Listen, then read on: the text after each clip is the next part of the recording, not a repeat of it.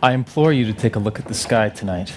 Between now and sunrise, you'll be able to see 5 planets with your naked eye.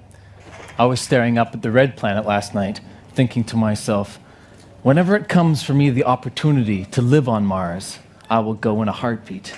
And I can tell you 3 reasons why.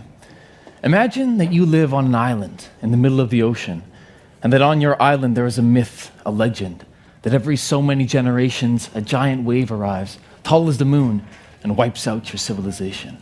Also imagine that on the distant horizon, and perhaps only on the clearest of days, you can see a second island, but you have no way to get there. And then someone invents a boat.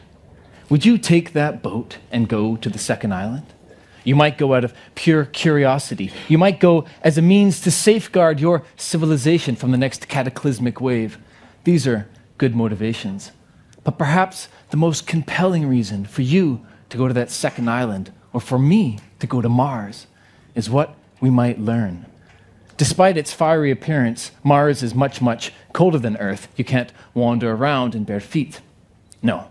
To live on Mars, we would have to terraform it. We'd have to change the climate to make it a little more like Switzerland. And this is not science fiction.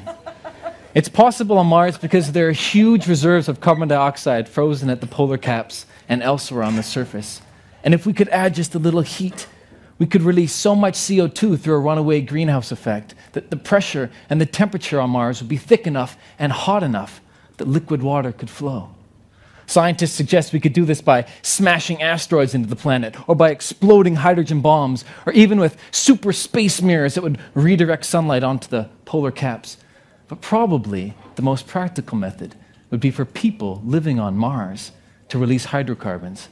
We already know a little bit about how that works here on Earth. And then after a few thousand years of introducing more and more complex plants and animals, there would be enough oxygen on Mars that my great-great-great-grandchildren could run around barefoot and without any scuba gear.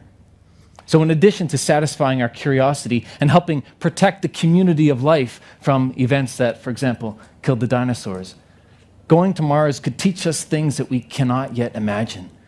We may even learn how to control the climate back here on Earth.